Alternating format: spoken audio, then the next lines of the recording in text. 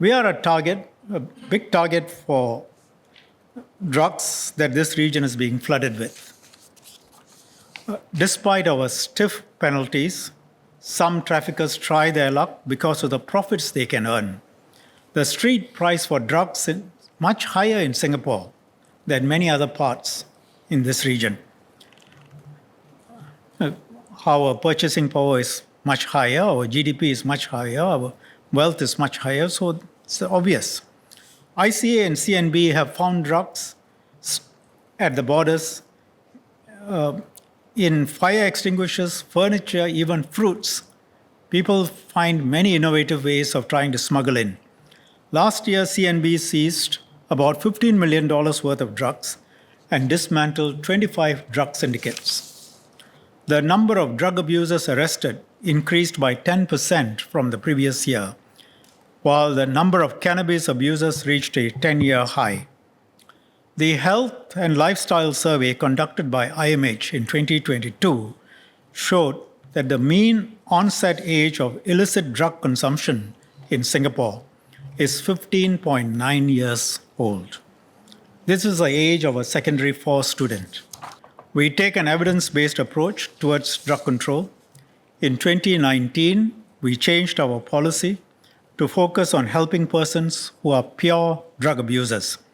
If they only abuse drugs and have not committed other offenses, they are channeled to receive treatment and do not get a criminal record. The journey to recovery is not easy, it is challenging, it requires many helping hands. And we should recognize not just the efforts of the ex-abusers to stay drug-free, but also pay tribute to their families who support them in their journey. Today, we have invited several ex-abusers and their families to join us in the public gallery. All in, about 120 of them. They show that it is possible to quit drugs and to live a fulfilling life, and I ask members to join me in recognizing them.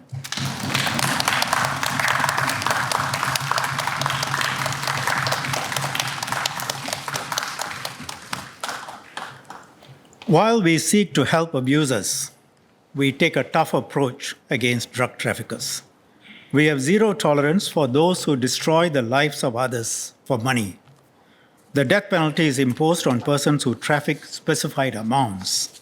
For example, a person who traffics 15 grams of pure heroin, which is enough to feed the addiction of about 180 abusers for a week, will face capital punishment. The evidence shows clearly that the death penalty has been an effective deterrent.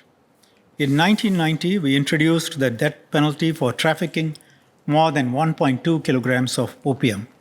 In the 4 years that followed, there was a 66% reduction in the average net weight of opium trafficked.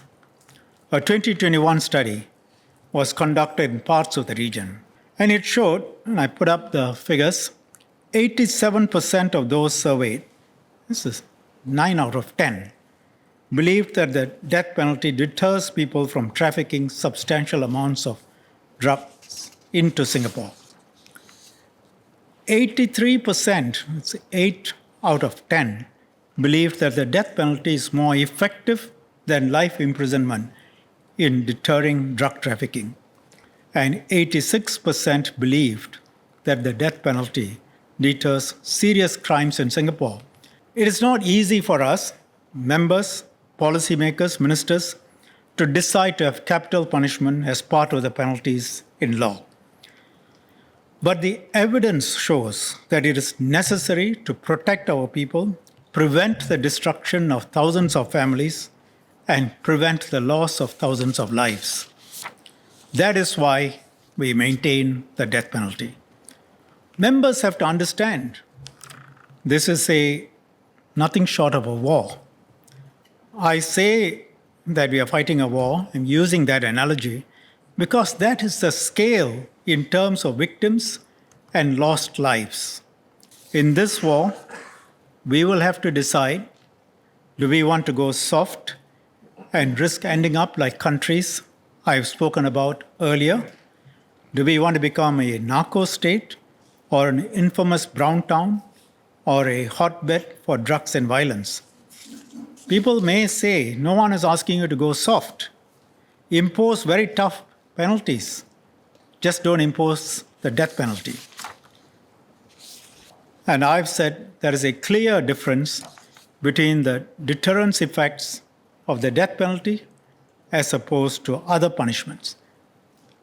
My view, based on the evidence, you remove the death penalty, drug trafficking will go up significantly.